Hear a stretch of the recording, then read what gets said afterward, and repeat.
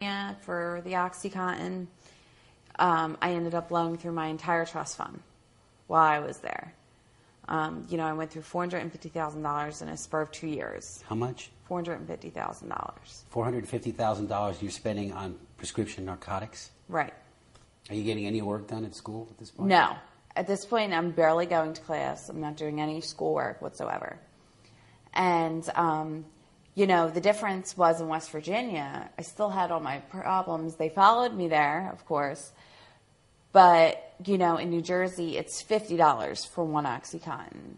In West Virginia, it's $100. So now I'm spending even more money. And, they were really hard to get.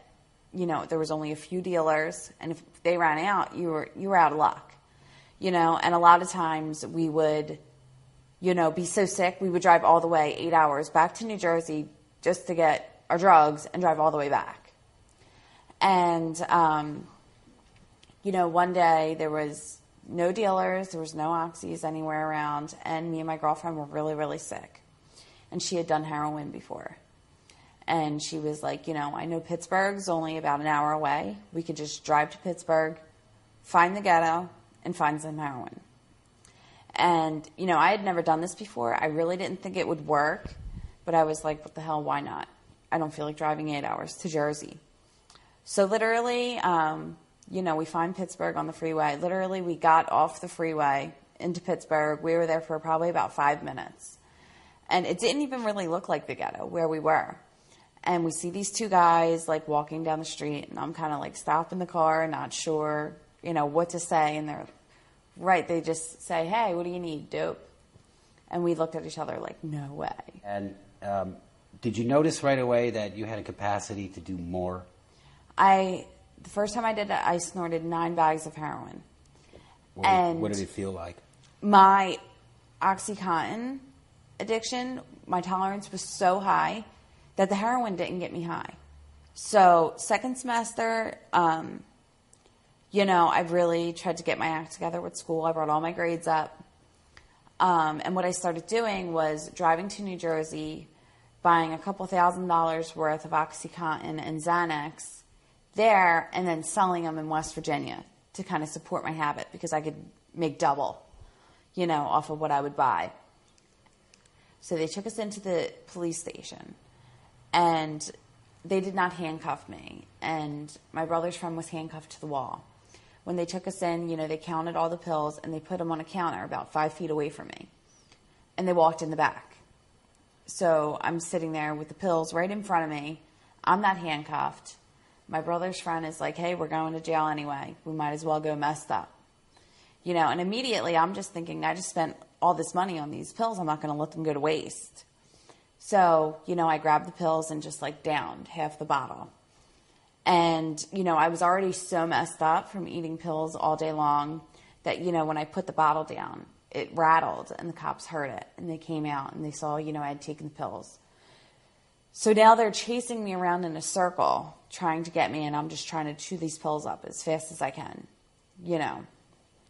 And so, now they're like, we were just going to give you a DUI, but now we're going to give you tampering with evidence. And it's a felony, and you could face up to 11 years. They took me to jail for 5 days.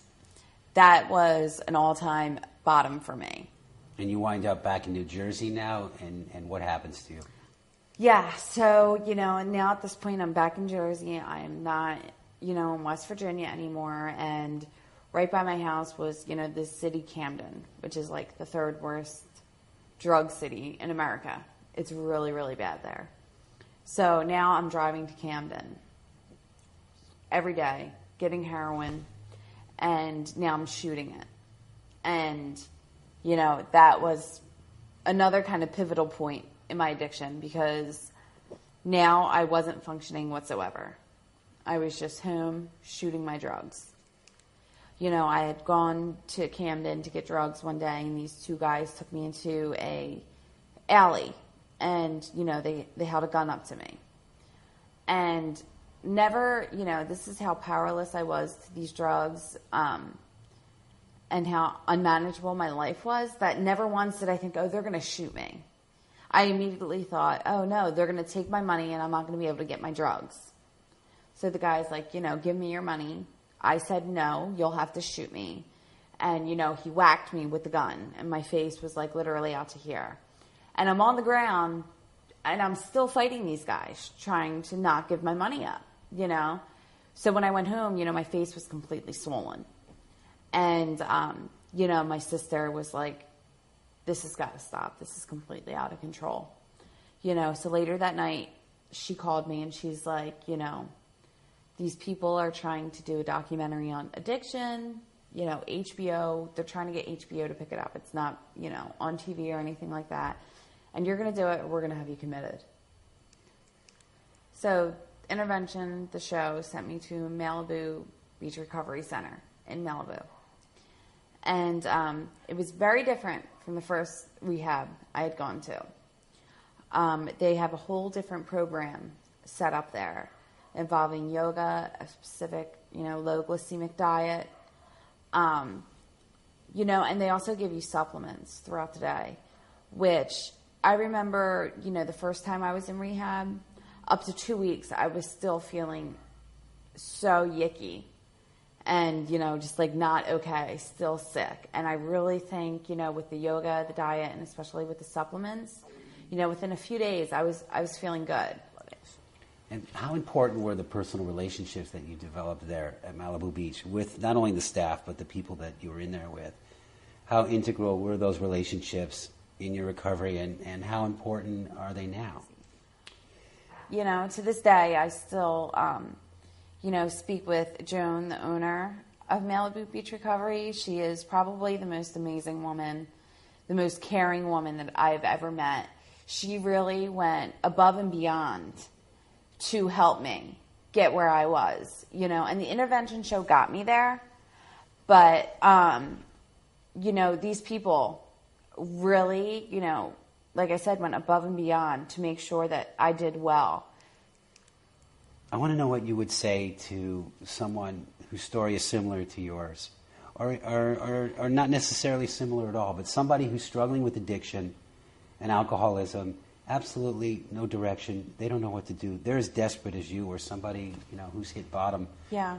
What would you say in terms of recommending them to Malibu Beach Recovery?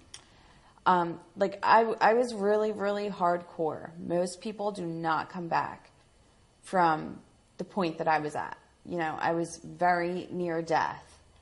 And without Malibu Beach Recovery, I would not have my life today.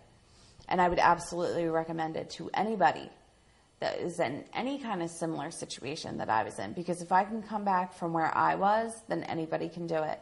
And I don't think I would have come back from where I was had it been not for, Malibu Beach Recovery and the people there that helped me along to get through this, to get to the point that I'm at today. So, I now work in a restaurant and I waitress. And a few months ago at work, we were dead.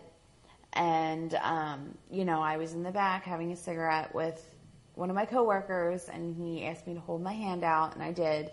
And he put some Percocets in my hand. And I froze. I was really, really shooken up.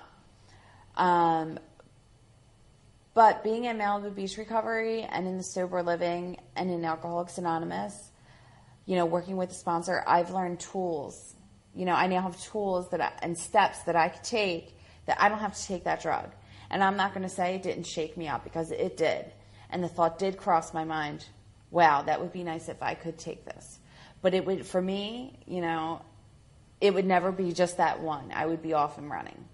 And, I was able to go to the bathroom, call my sponsor.